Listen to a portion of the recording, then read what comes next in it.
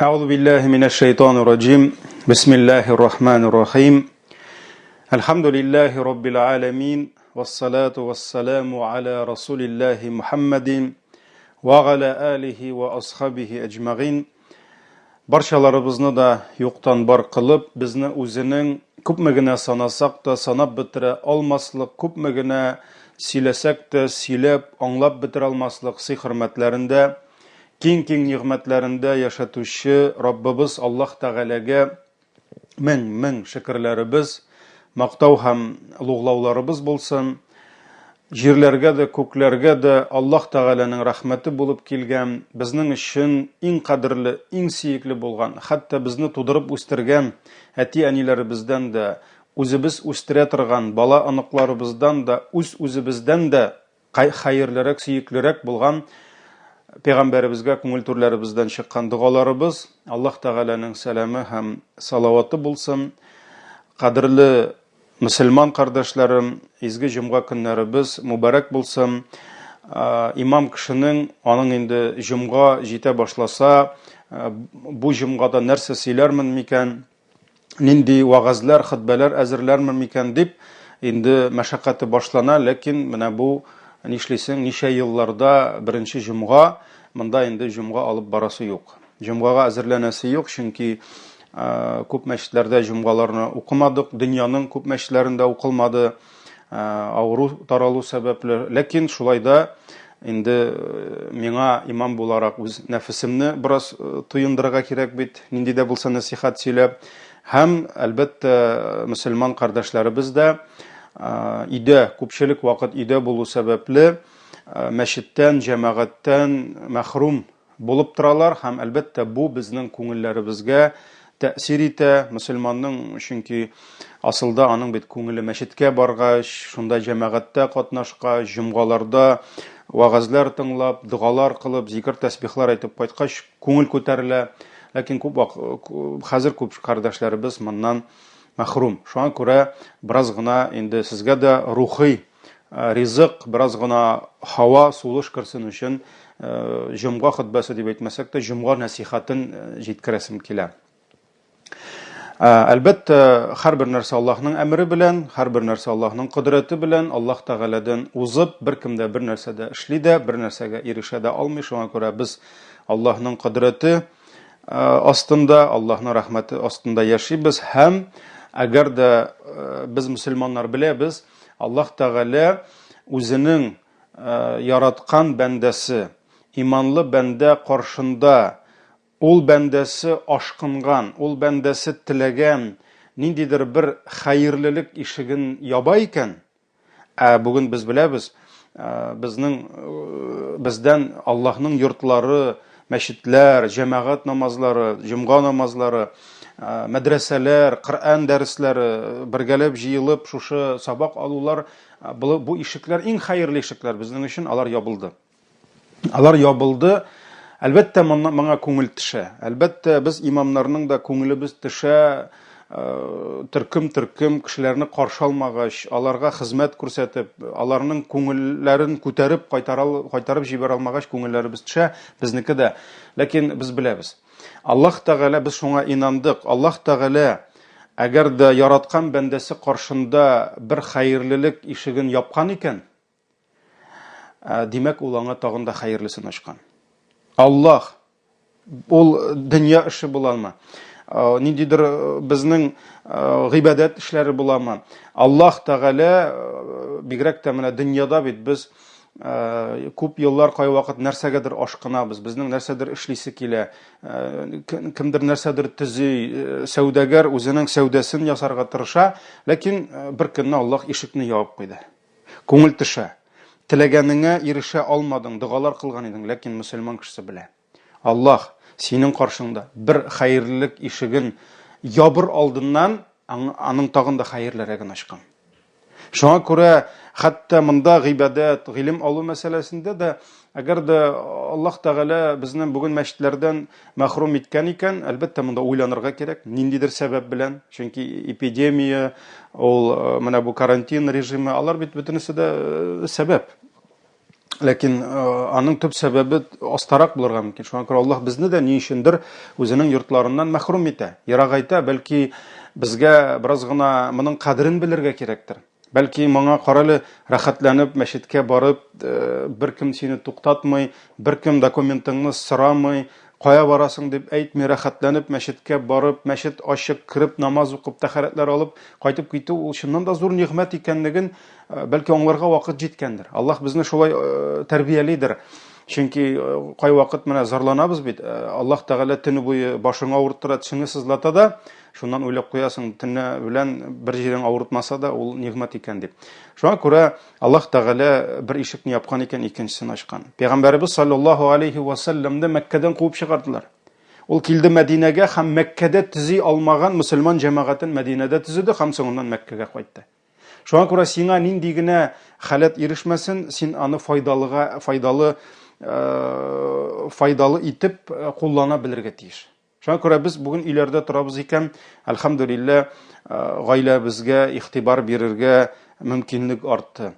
Әлхәмдүлилләh, Аллаһның дине, сөекле пәйгамбәребезнең сөннәте безгә өйдән чыкмыйча да бик күп хәерле булган, саваплы булган, хәтта кай вакыт без аны өйдән чыксак та ул кадәр эшли алмас идек, Аллаһ Тәгалә безгә шундый мөмкинлекләр бирә. Шуңа күрә әйдәгез шуларның насихат буларак кына кыскача берничәсенә тукталыйк. Әлбәттә, иң беренче без җәмәгать белән намаз укыйбыз өйдә. Бәлки, мәчет җәмәгате түгелдер. 27 мәртәбә артык савабы да бәлки булмас. Әмма ләкин өйдә азан әйтеп, балаларыңны артыңа бастырып, балалар артында хатының, кызларың басып, шулай бергә җәмәгать белән укып, соңыннан зикр тәсбихлар әйтеп, дуга кылу, бәлки синең өчен җәмәгать якынрак булса да, синең гаиләңә бу, әлхәмдүлилләh, хатыныңа, балаларыңа бу инде җәмәгать һәм бу алар өчен бер хәерле эш булыр иншалла. Иртәк һәм кич зикрләре китапларда бар. Кояш чыкканда, кояш байыганда аның махсус зикрләре бар. Кемдер кулына дисбе аламы, кемдер бармакларындамы. Сөекле пәйгамбәр саллаллаһу алейһи ва саллям нинди зикрләр әйткән? Булсын ул бигрәк тә менә шушы авырулардан, төрле бәла казалардан саклый торган зикрләр. Мәсәлән, пәйгамбәр саллаллаһу алейһи ва саллям әйтте, кемдә кем иртә белән 3 мәртәбә әйтсә, бисмиллаһилләзи ла ядурру ма'асмихи шай'ун фил арди ва ла фис сама ва хува ас-сами'ул галим дип, көне буе аңа бернинди зыян тимәс диде. Кем аны кич белән әйтсә, шулай 3 мәртәбә иртәнгә кадәр зыян тимәс диде. Шуңа күрә андый зикрләр күп, иртә һәм кич зикрләре. Субханалла, әлхәмдүлилләh, Аллаһу акбар кебек сүзләр. Алар бар, аларны әйтергә кирәк. Әйтергә кирәк. Бер кая шыгасыбыз юк. Элеккеге кебек кемдер эшкә, кемдер каядыр юк. Әлхәмдүлилләh, рәхәтләнеп бу зикрләрне әйтергә була. Духа намазы. Духа намазы. Көн сайын укы духа намазын. Кояш чыкканнан соң, кояш күтәрелде, зәвалгә кадәр вакыт 2 рикагать укы, 4 рикагать укы, 6 рикагать укы, сәҗдәләрдә озак итеп тор, рукухларны озак итеп кыл. Беләсең икән, озынрак сүрәләр укы. Пәйгамбәр саллаллаһу алейһи ва саллям әйтте, адәм баласының тәнендә күпме буын бар, шушы буыннарның һәрберсенең дә көн сайын садакасын бирергә кирәк диде. Ягъни Аллаһка шөкер итеп, синең бу буыннарың булган өчен, алар бөгелгән, эшләгән өчен. Ләкин әгәр дә 2 рикагать духа намаз укысаң, шул җитә диде. Ягъни нәрсә? Синең шушы буыннарың өчен шөкер итү, аның иншалла өстеңнән төшә, бу садакасын биргән буласың. Шуңа күрә кертегез гадәткә. Бәлки кемдер моңа кадәр духаны укыганы да булмагандыр. Чөнки иртә белән эшкә чыгып китә, анасын өйләдә бәлки өйлән укып алгандыр. Шуңа күрә әйдәгез укыйк духа намазларын бергәләп. Әлхәмдүлилләh, зур мөмкинлек. Шулай ук без сезнең белән Шәгъбан аенда санаулы көннәр калып килә. Икенчесе, ягъни ураза, санаулы көннәр калып килә изге Рамазанга. Пәйгамбәр саллаллаһу алейһи ва саллямның хатыны Гайша радиллаһу анха нәрсә диде? Рамазаннан кала иң күп ураза тоткан Пәйгамбәр саллаллаһу алейһи ва саллям ул Шәгъбанда булды диде. Шәгъбан ае. Шәгъбан аеның иң күп көннәрен Пәйгамбәр саллаллаһу алейһи ва саллям уразада булды. Шуңа күрә монда хәтта без дүшәмбе атна кичне дә көтү кирәкми. Монда хәтта без тоташ ураза тотып, бүген дә иртәгә дә берсе көнгә дә рәхәтләнеп Шәгъбанның уразасын тота алабыз. Әле үзең генә түгел, хатыныңа, балаларыңа әйтә аласың. Әйдә матурым сәхәрне әзерлик, бергәләп сәхәрләрне ашыйбыз. Иртәгә гаилә белән ураза тотабыз дип, бу савапны алырга була. Бергәләп ифтар кылырга, әзерләнергә була, тәмле ризыклар пешерергә була. Шуңа күрә ураза. Коръән уку. Коръән укыр өчен каядыр бару, мәчеттә утыру, мәдрәсәдә булу шарт түгел. Шуңа күрә Пәйгамбәрбез саллаллаһу алейһи ва саллям әйтте, кем Аллаһның китабын укыса, һәр бер хәреф өчен әҗр алыр һәм ул әҗр 10 мәртәбә артыр ди. Ягъни бер хәреф укыйсың, ул бер хәрефкә 10 савап аласың. Бисмиллаһир-рахманир-рахим дип Фатиха сүрәсен генә укысаң да, күпме савап аласың, күпме әҗр аласың. Шуңа күрә укырга кирәк. Әлхәмдүлилләһ, үзебез белгән сүрәләрне кулыбызга Коръән алып, хәтта үзебезгә максат итеп куярга була. Каялы көнгә шуның кадәр аятлар укыйм әле, шуның кадәр сүрәләр укыйм әле. Хәтта бик файдалы булыр иде тәфсир укысак. Тәфсир. Хәтта белгән сүрәләребезнең ахырдан бер 20-30 сүрәне алып намазда куллана торган. Үзебезгә максат итеп куйык, шуларның тәфсирләрен өйрәнергә. Нәрсә турында? Намазда син басып торганда, син нәрсә турында укыйсың? Нәрсә син хәзер нинди сүзләр әйтәсең, күп вакытта белмибез дә. Шуңа күрә намазда хушуклык юк, намазның сыйфаты юк. Шуңа күрә Коръәнгә игътибар бирергә кирәк. Коръән булган җирдә бәрәкәт бар. Әлхәмдүлилләһ, өебез яңгырап торыр Коръән белән. Пәйгамбәр саллаллаһу алейһи ва саллям вакытында төнне белән урамга чыксаң, өйләр умарта күчләре кебек гыж-гыж килеп тордылар. Бөтен кеше Коръән укуда булды. Шулай ук Коръән укудан тыш башка китаплар, гыйлем алырга була. Әлхәмдүлилләһ, бүген китап киштәләребездә бик күп китаплар тузан җыеп ята.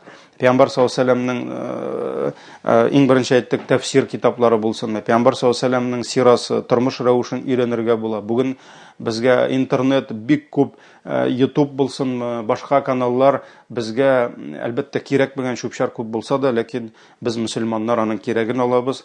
Бик күп хәзрәтләрнең, бик күп имамнарның дәресләре бара. Әлхәмдүлилләһ, гыйлем алырга бу зур мөмкинлек. Бу зур мөмкинлек. Һәм инде менә өйдән чыкмыйча да бик күп савап алырга була дигәннән, минем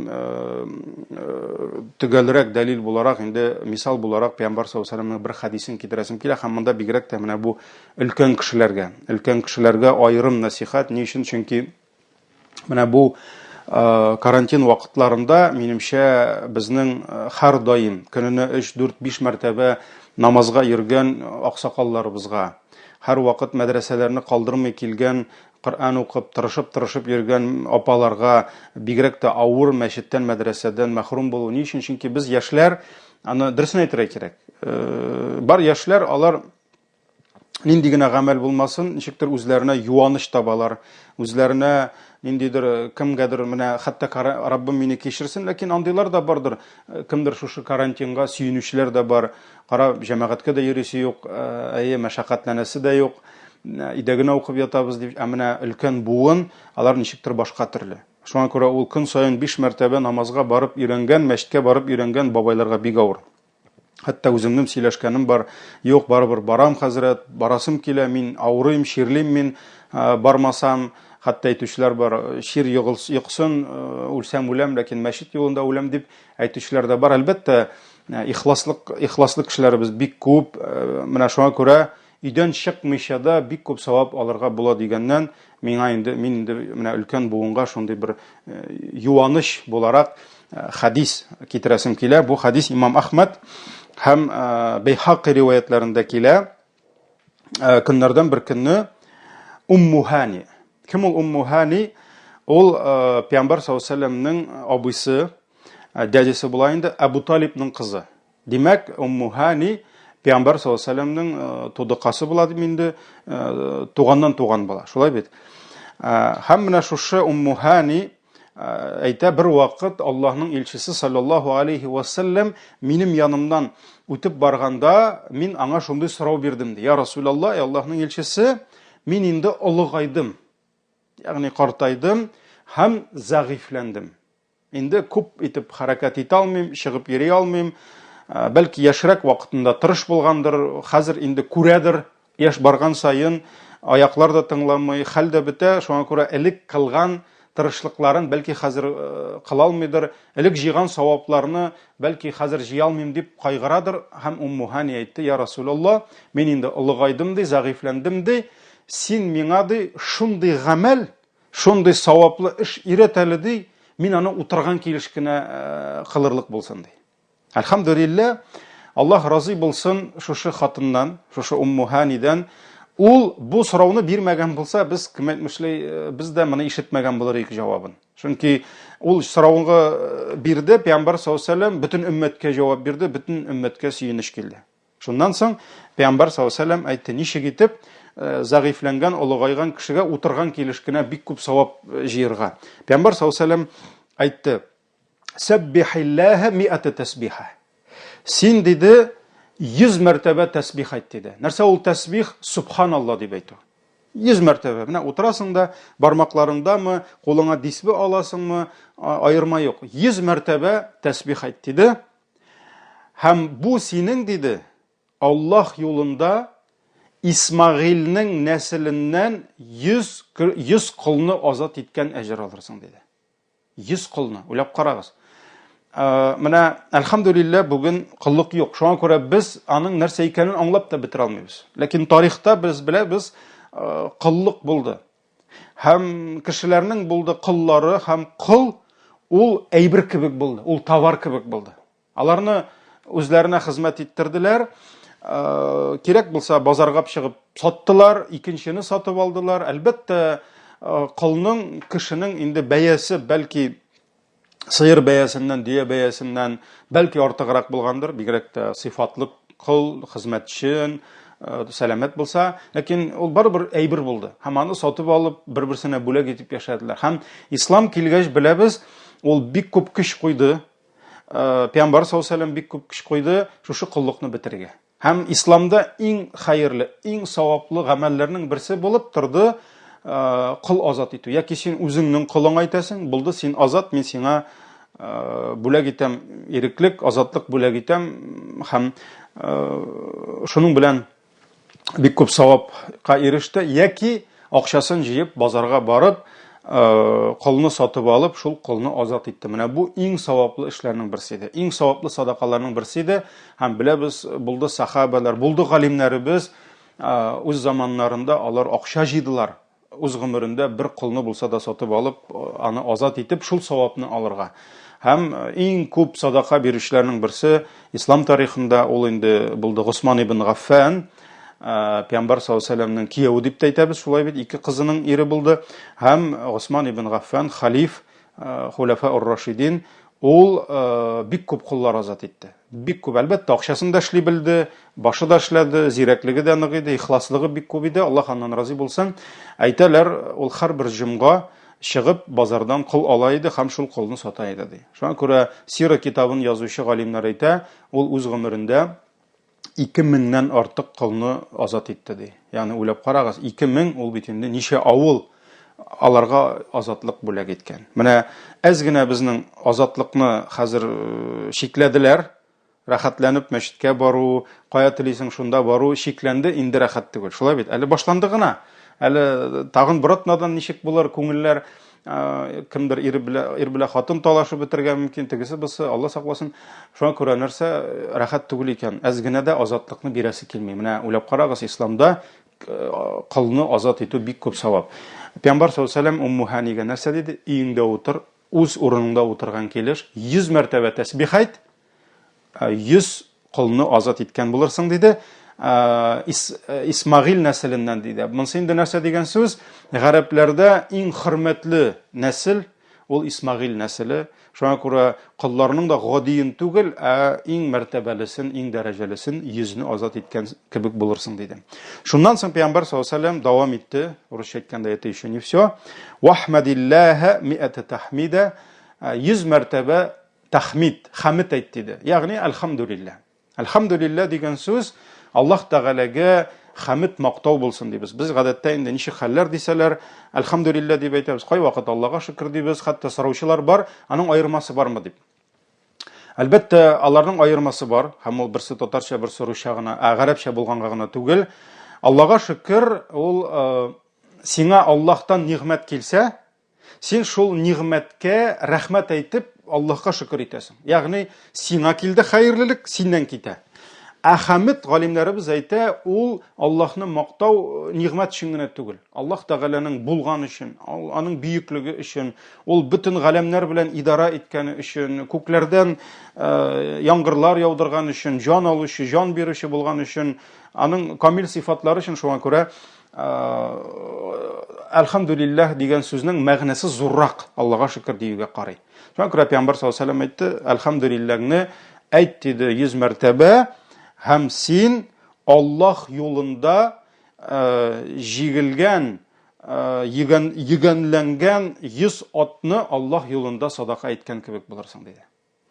Пәйгамбәр саллаллаһу алейһи ва сәллям вакытында, безнең вакытта ат, ул күп вакытта хәзер без күз алдына китерәбез, аны транспорт буларак түгел, аны күбрәк без инде абзарда ит буларак, шулай бит, яки инде чабыш атлары бар, ләкин без күз алдына китерәбез, менә көтү, аны суябыз, казылык ясыйбыз без татарларда бит инде бигрәк тә.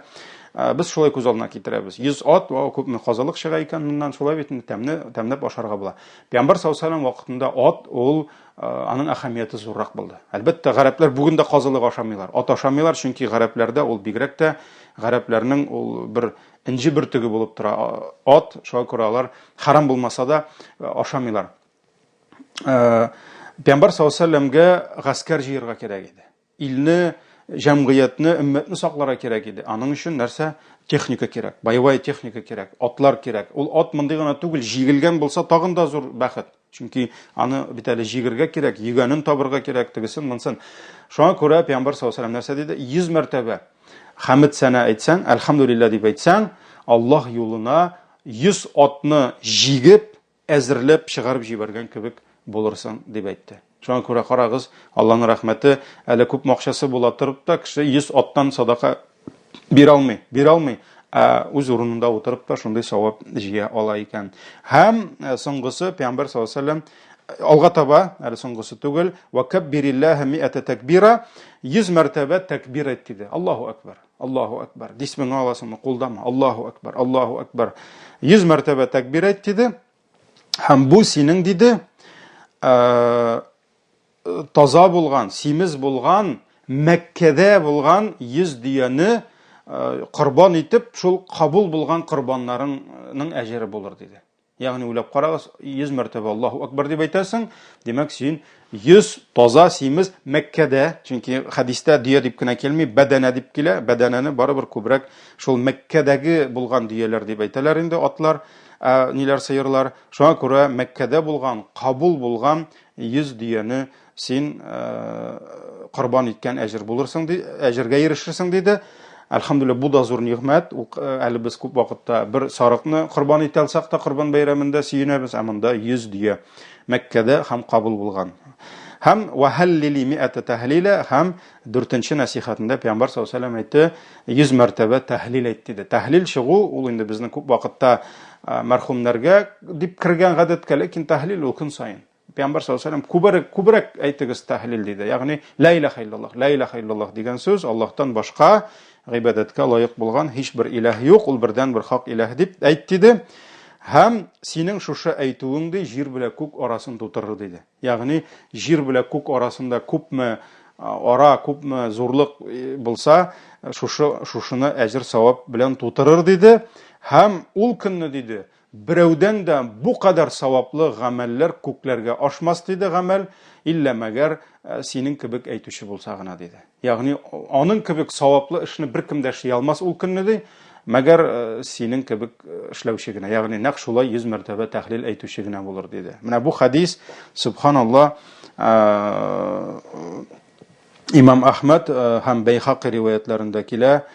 Шуннан да бу безне чакыра, менә күп вакытта зур көч тә чыгармыйча, идән дә чыкмыйча, үз урыныңда утырган килеш, намазлыгыңда утырган килешме, дисбеңне тартыпмы, кулдамы, шушы зикрләрне әйтсәк, әлбәттә, бу зикрләрне әйткәндә инде зур үтенеч, ул ниндидер автоматик рәвештә пулеметтан аткан кебек кайбер кешенең дисбесен карап торасың, ул үзе дә нәрсә әйткәнен белми дә, аңламый да, әйтеп тә битерми ул аны, чөнки монда шарт булып тора, без аны тел белән әйтеп бетерергә тиеш. Зикрләрне аннарысын әле нәрсә әйткәнне аңларга кирәк. Чөнки субханаллаһ ул Аллаһ Тәгалә бар кимчелектән дә пактыр дибез. Шуңа күрә без субханалла дип әйткәндә инде тирә-юньне күрәбез, табигатьне күрәбез, галәмне күрәбез, ничек итеп Аллаһ бөтен нәрсә белән идара итә, камил рәвештә, хәтта без моны аңлап та бетерә алмыйбыз. Шуңа күрә әлхәмдүлилләh без моны аңлап әйтергә тиешбез. Әлхәмдүлилләh инде хәмд сәна, мактау, рәхмәт булсын безгә булган нигъмәтләр. Карагыз, ничә еллар рәхәтләнеп урамда йөрдек, рәхәтләнеп мәчетләргә бардык. Иншалла кайтырбыз мәчетләребезгә. Бернинди авырудан курыкмадык, бер нәрсәдән курыкмадык. Шулай бит, хәзер кайгырабыз, борчылабыз. Шуңа күрә иншалла Раббым инде исән-имин бу сынаулардан чыгып, яңадан имин тормышларыбызга кайтып, рәхәтләнеп мәчетләргә йөрергә язсын. Шуңа күрә хәмд сәна әйтәбез, Аллаһны бийеклибез. Аллаһ бийек бөтен заттан, ирдән дә, хатыныңнан да, балаңнан да бийек, дөньяңнан да бийек. Шулай бит Аллаһны бийеклибез һәм инде иң бийек сүзләр ла илаһа илляллаһ кәлимәсендә аңлап әйтсәк, менә шушы хәдистә вәгъдә ителгән әҗр-савапларны без рәхәтләнеп алабыз. Раббым кабул итүче. Шуңа күрә һәрберегезгә Аллаһ Тәгалә исәнлек бирсен, иминлек бирсен. Вакытларыгызны зыяга үткәрмәгез, чөнки үткән вакыт ул кире кайтмый. Шулай бит Аллаһ Тәгалә безгә шушы дөньяны чәчүлек итеп бирде. Шуңа күрә бу дөньяда нәрсә чәчсәң, ахирәттә шуны урасың. Шуңа күрә хәерле эшләрдә булыйк, дугада булыйк. Раббым Аллаһ безне ярдәменнән ташламасын. Исән-имин булыгыз. Ассаламу алейкум ва рахматуллаһи ва баракатуһ.